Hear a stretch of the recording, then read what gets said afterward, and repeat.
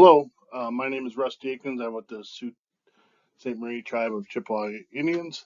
I'm here today to talk to you a little about the pond culture of whitefish work we've been doing the past couple of years. As with any aquaculture program, the first step is, or one of the first steps is the egg collection or gamete collection. Um, the slide you see there is a picture of us spawning fish on the back of a tribal commercial fisherman's trap boat. Um, we were able to get fish from his trap nets, spawn them out on the boat, and then take the eggs back to the hatchery. Um, this last year, water temps were a little warm, and so the fish were not in the condition to spawn. So we took them back to our hatchery and held them in a holding tank for until they did ripen up and were ready to spawn. Once the eggs are collected, they're incubated in a McDonald's egg jar. This is a pretty standard process that's used by a lot of different species of fish. The water comes in, keeps those eggs rolling, keeps them in oxygenated water, keeps them from clumping up. Um, at our hatchery is well fed, and so the water that comes in is about 8 degrees Celsius or 45 degrees Fahrenheit. And incubating them at that temperature, we end up with them hatching right around the first of the year.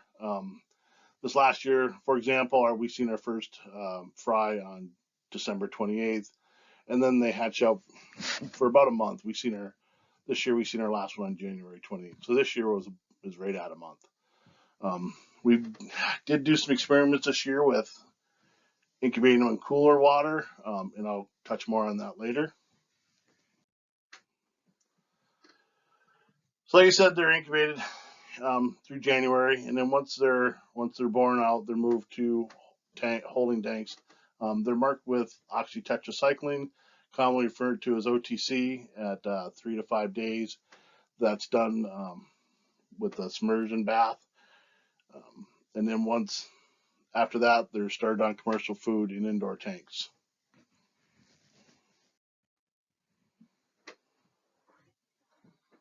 So 2020 was our first year of raising them in the pond. Um, that was kind of at the height of COVID, and so the fish were raised in the tanks on just a flow through system. That's our hatchery there on the left. The L shaped building is the actual hatchery. The other buildings are garages and workspaces.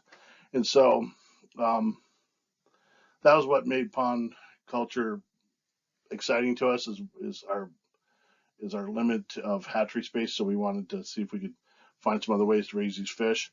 And like I said, they were raised in a flow through system, and they got to 26 millimeters and weighed just over a quarter gram at the time of stocking, which was May 11th. The picture on the right is the pond they go into. That pond is located just outside of Sault Ste. Marie, Michigan, at one of our tribal housing sites. It was a sewer pond for the housing site that was decommissioned back in 2015. It was then capped, and then we converted it to a rearing pond. So we moved in fish in there, and it's worked out pretty well. So the first year, 2020,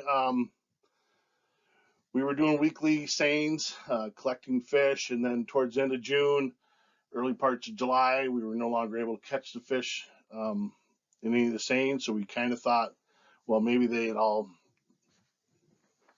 weren't surviving anymore. We were seeing water temperatures consistently at 23, 25 degrees Celsius, so close to 80 degrees Fahrenheit. And we decided to go ahead and drain the pond so we weren't wasting staff resources all summer long when the fish may have already passed away. Turns out there was, like I said, over 5,700 fish in there. They weighed about 8.6 grams apiece and had a length of 105 millimeters. And we ended up with a survival rate of just under 20%, which at the time we thought was okay. We probably at the time we were thinking we lost them all in the last 2 weeks of that when the water temperatures were up in the 80s. Um, and so these fish were stocked out, and the nice thing about those was they immediately started feeding. We stocked them out, and we could see them um, catching and feeding right there at the dock. And so that was something we've never seen before with the tank reared fish. And so that made us that was something we were excited about because we think they will convert better into the wild. So moving into 2021, COVID restrictions were a little less, and so we were able to run a recirculation system in our hatchery. So the fish got a little bit bigger. This time we stocked them out at about 43 millimeters apiece. And it was even a couple weeks earlier than it was in 2020, just because it was such a warm spring last year. And so we got them a little bit bigger before we put them in the ponds. And then we went ahead and let the pond go all the way till fall. Like we knew they were okay in the summer, and so we wanted to see what happens if we try to raise fall fish. And you can see we didn't harvest these fish until October 18th and 19th. We had about 7,700, a little over 7,700 fish there, and the weight on these fish was over 30 grams a piece, with a length of 162 millimeters. And the survival rate, 27.7, actually went up. And so, it's hard to say anything definitive with only 2 data points, but the fact that our survival all the way to fall was better than the summer, it tells us or indicates to us that these fish will do fine all the way through summer, the dog days of July and August, and when those pond temperatures are up in the mid 20s through the summer. So going back to where we're at this year we're doing some incubation at cooler temperatures, and it appears to produce healthier fry. So the fry on your left hand of the screen there was incubated at 8 degrees Celsius, and the one on the right was at 2 degrees. You notice the one on the left, it has a very distinguished yolk sac there, as opposed to the one on the right where it seems to be more absorbed. There's more pigmentation on the one that was incubated at 2 degrees. And these fish are hatching out. This fish you're seeing on your screen there, probably about 10 days old by the time you hear this presentation. So we're right in the middle of this hatch out of these colder ones. So I don't have a ton of information on it yet, but like I said, they appear to be healthier. I don't have survival numbers yet on those because they're not done hatching at the time of this presentation was put together. So why did we want to do pond culture? Less intensive equals less expensive. It greatly reduced our utilities cost. Once we move these fish out in the spring and in late April, early May, we no longer have to run pumps, turn lights on,